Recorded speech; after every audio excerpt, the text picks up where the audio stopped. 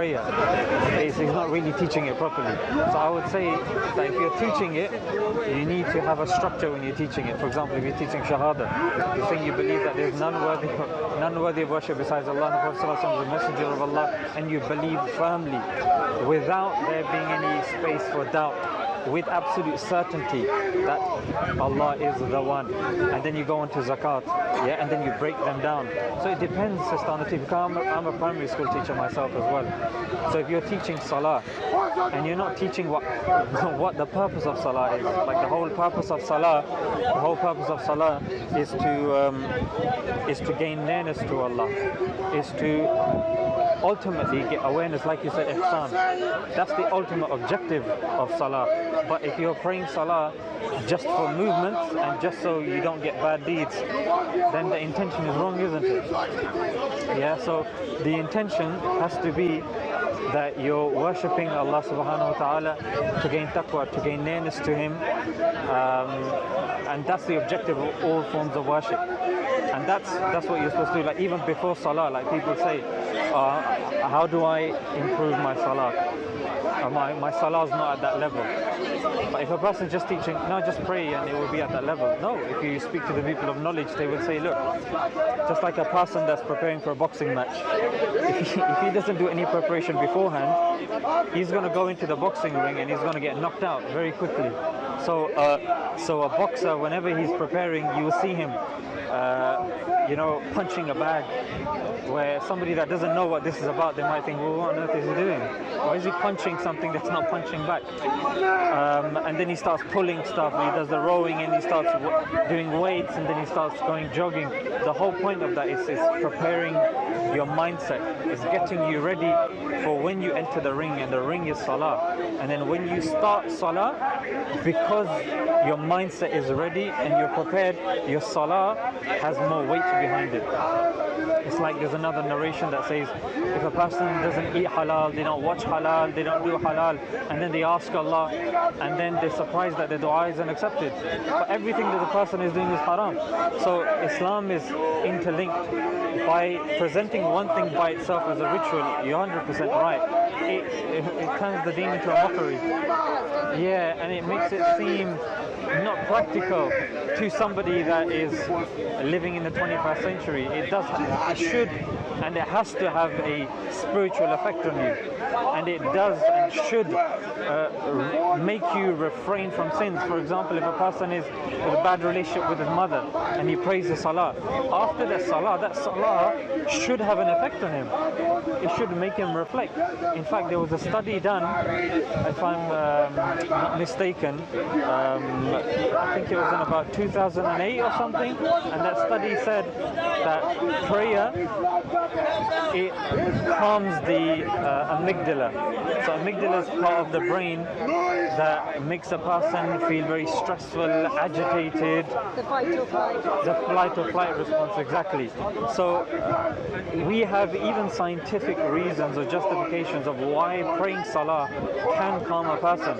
So I mean, if science can tell us how Salah is calming us, then surely religion should have something more to offer. And the more that it offers is purification of the heart. It removes sins from the heart. It makes you see things more clearer, more calmer. So I would say to him, when you're teaching Salah, definitely teach it with an emphasis on spirituality as well, because that's the emphasis of Islam. That's it. That's why I thought that the pillars and Islam and they were different, like a different side. How do they connect in again? Yeah, so it's so praying Salah and doing dhikr, it ultimately leads you to ihsan.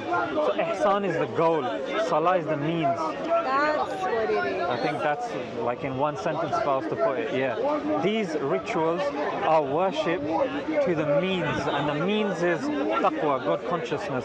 For example, even with Ramadan and fasting, whenever we ask anybody, oh, why do you fast? They say, oh, so we feel what the poor people feel. That's one of the reasons. However, that's not what the Quran says. The Quran says we fast to gain taqwa, God consciousness. That's the objective, that's the goal. However, feeling what the poor people feel and other such similarity, other such reasons, they are peripheries. They're like branches. They're not like the main trunk or the main root. And the main root with any ibadah is taqwa, is God consciousness. That you're going down the street and you fear Allah. Yeah? If you're in a situation, you see maybe 50 pounds on the floor, your salah should affect your decision at that moment in time. That's the beauty of Islam. Like, Islam is a practical religion. Whilst other people will say, yes, we aim to get close. He does that every week. If you want, we can swap. If you feel threatened, yeah. I thought he was having Episode. the Peterson guys Yes. and all of these speakers, they're trying to just convert Islam into like these I think you've got something else. Yeah. meaningless acts of worship.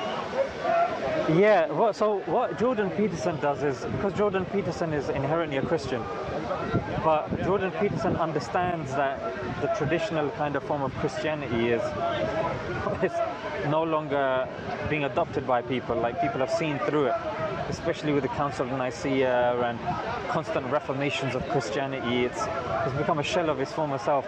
So what they're doing now is they're taking principles and they're taking New Age ideas and they're kind of merging the two. Yeah, so what he will do, there's a term that he uses, even when he's talking, like he likes talking about novelists like Dostoevsky and stuff like that, but he'll ultimately, you notice, he'll link it to Christianity. But what he does is, there's a term, I've forgotten it now, what he says is, these stories, it begins with A, it's like they're figures. I guess if I was to use a simpler word, I'd say they're metaphors. And that's the kind of thing that he goes for. Certain things like even certain Muslims, they will say, I think the Qadianis, like they say, oh, Isa, it was a metaphorical rising to the heavens. But I mean, all the literature, the Quran and the Hadith say otherwise. But going back to the point, you're 100% right, because if you go into the whole Jordan Peterson, Russell Brand, probably Russell Brand as well. You know Russell Brand, isn't it? Yeah, so that's a very good point, because it's unfortunate that some Muslims, the way they preach the religion, it's exactly this. I'll give you an example. When parents ask their children, they say, Namaz padi? Are you Pakistani? Yeah, Pakistani. Have you prayed your salah? Have you prayed your salah? Have you prayed your salah? But the scholars, they say, rather than constantly asking, have you prayed your salah, say, Namaz padi hai to ab kaise mehsoos karte ho? Now that you prayed your salah, how do you feel? So automatically from a young age, you're getting a child to think, you know what, my salah is supposed to materialize into something. So this is what I do as a primary school. I teach year 5 students. So that's what I try to do even from a young age. That even when they're praying salah, there's one salah, I call it the rocket salah, that when you're praying your salah, even before salah, you do an exercise where you say, Allah is watching me, Allah is watching me, Allah is watching me. You say that a good 10-15 times, and when you kind of into habit, and then you start your salah, Allahu Akbar, it's still like a track, like a chorus of a music track still running in your head, reminding you. So it's these sorts of techniques, sister, that I think as educators is very important for us to be educated as educators, and then educate the children. Otherwise, you're 100% right. We're pushing forward this. I wouldn't say It's almost like mindless. it is, and that's why I would take Russell Brand out of that, What's because Russell Brand's thing? Russell Brand, he's very inclined towards Hinduism. What do you say about Islam? With regards to Islam, he's very wishy-washy in the sense that he will say it's a means to God. Like, it doesn't matter what it is. Yes. No matter what means you take. Yeah, it's still to God. But I mean, the Dr. Zakir Naik approach, which is you got somebody that says 1 + 1 is 1, 1 + 1 is 2, 1 + 1 is. Although it may be a bit simplistic, but I mean, it does make sense in the sense that you've got so many people giving so many answers. But ultimately speaking, there is going to be one answer. For example, you've got one group of people saying, no, God has a son. Another saying, no, God doesn't have a son. No, God has a son, God has a mother, and there's hundreds of about the godlings as well. How on earth can you reconcile all these three worldviews? You can't. So naturally speaking, there will have to be a time when a person goes, you know what, I really need to look into this, because there's only going to be one that is ultimately true. Yes, we do need to respect the other ones, and yes, I'm sure it's come from a source, but ultimately speaking, there is only one answer. But yeah, I mean, it'll be interesting to hear what the Hindu teacher has to kind of say with regards to how he's open-minded, actually, to be fair to him. But I was thinking that because he's asked me, yeah, I think too deep sometimes, and I'm like, I don't want kids to go away with just knowing that you do this in Islam, you do that, and you do that, and they just equate the Russell Brand New Age idea. Yes, that yes. oh, but we get the same result of doing whatever we do. Yes. But I was thinking of saying that maybe Islam is also our reason of existing as well. That we're here to cultivate the land. Maybe they could start with growing something, or I mean, thinking because he's an academic, maybe just if we just give him like a few points, it might not necessarily materialize into anything. I mean, reflecting on it, two books do come to mind that do go a bit deeper. One that might be really relevant to him is called a Thinking Person's Guide to Islam. Yeah, and it's a very good book where he has delved in deeper into the kind of spiritual aspects, and he's linked old age kind of thinkers and philosophers like Socrates and Plato, and he has kind of looked into it. It's a very good book, A Thinking Person's Guide to Islam. Yeah, and the other one that I would say is Imam Ghazali's book. That's a very good book as well. It's a concise Ihya Ulumuddin. Yeah, these two books are in English. Ihya, it's something really fancy, like the light of guidance or something like that. Yeah. So these two books, they delve a bit deeper. They give the spiritual aspect as well, and they cover the five pillars as well. So that should do it. Because I sometimes I was thinking of maybe talking about why Allah created us, like talking about I didn't create you except for worship. But the only thing with that's a bit problematic. Somebody did say that. No, because the Quran says that Allah's created us. وَمَا خَلَقْتُ الْجِنَّ وَالْإِنسَ إِلَّا لِيَعْبُدُونَ. That Allah's created jinn and man for His worship. But that's the thing. That ayah, it's a very kind of condensed ayah. You need to then unpack it. Like, what do you mean by worship? When I say worship to you, what comes to your mind? Just off the top. It could be an act of worship. Exactly.